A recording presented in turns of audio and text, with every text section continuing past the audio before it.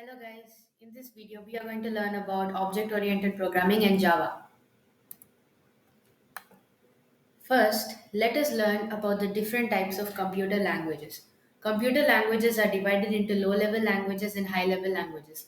Low-level languages are the type of computer languages in which the computer recognizes the instructions without conversion into any other form. There are two types of low-level languages, which are machine language and assembly language. Machine language is the form of computer language in which instructions are coded in terms of binary digits in the form of zeros and ones. This form of binary instructions is also called the machine code or the object code. A language in which the instructions are coded in terms of mnemonics and opcodes or operation codes is known as an assembly language. There are different advantages and limitations of machine language. The user needs to remember all the instruction codes in machine language. The error detection and correction is difficult. It is a machine dependent language. As for assembly language, there are two advantages but many limitations. It is easier to write the instructions as compared to machine language. The error detection and correction is also comparatively easier and the code can easily be modified. The limitations of assembly language are it is also a machine dependent language. The user needs to remember all the mnemonics and a translator is required to convert the instructions into machine code. To overcome the disadvantages of low level languages, the experts developed another category of languages which are referred to as the high level languages. These languages allow the user to write the instructions in simple English phrases or sentences. You and I, both of us know English, everyone knows English, so it's easier to code in English. Basic C++, Java, and Python are some popular examples of high level languages. Advantages of high level languages it is a machine independent language. The instructions can be written using English words or phrases. It is easier to understand and develop the program logic. The error detection and correction is easier. Disadvantages of high level language it requires a translator to convert the source code into machine code. The machine code of high level languages may be less efficient than the machine code generated from assembly language instructions. A program in high level languages needs to be converted into machine code so that the computer can understand the instructions for processing. If the program contains any error, then it must be corrected for successful execution. The conversion of high level language to machine language can be done in two ways either by using a compiler or an interpreter. A software that accepts the whole program written in high level language and converts it into its equivalent program in machine language is known as the compiler. The program which the compiler uses for conversion is known as the source program or the source code. The program converted into the machine language is known as the object program or the object code. A compiler is designed exclusively to convert a program written in a specific high level language. This means that each high level programming language would require a separate compiler for conversion.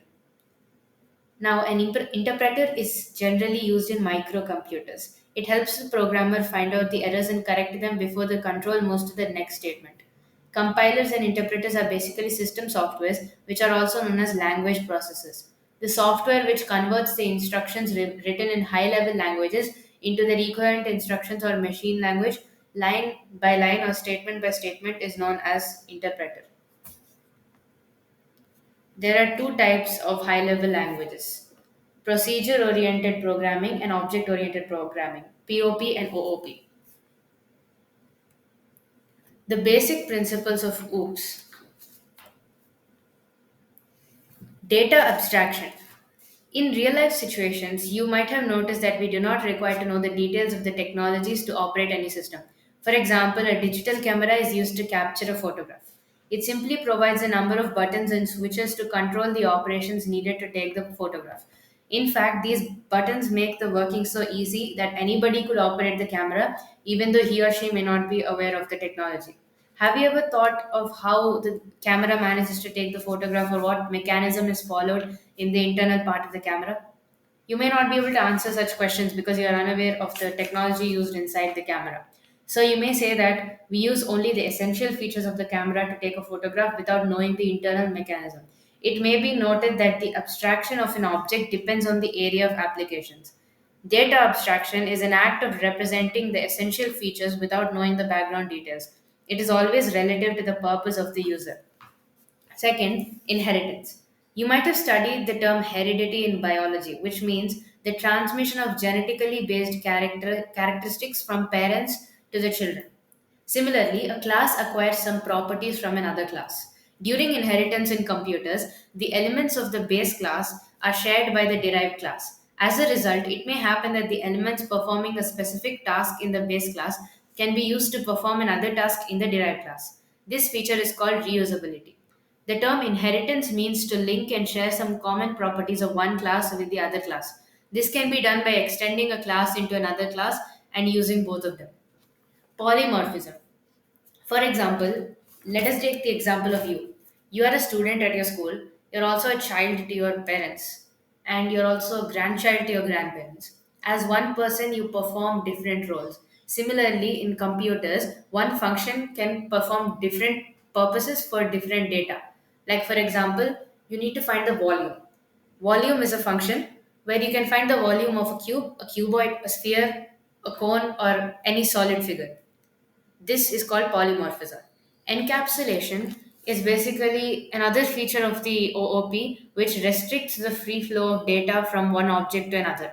Thus, we can say that data is kept hidden and cannot be accessed directly outside the object, although it is available in the same program.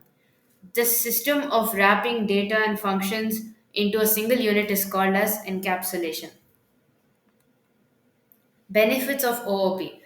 The reusability of the program code is enhanced, the software quality and performance are improved, modularity is achieved, data abstraction makes the software easier to handle, software for complex tasks can easily be developed. Limitations of OOP. It requires intensive testing processes. Solving programs is more time consuming as compared to procedure oriented programming. Next, let's learn more about Java. Java is an object oriented programming language developed primarily by James Gosling and his colleagues at Sun Microsystems. The language was initially called as Oak, named after the oak trees outside Gosling's office. In the next video, I shall delve into more detail on how to write different programs in Java. Thank you.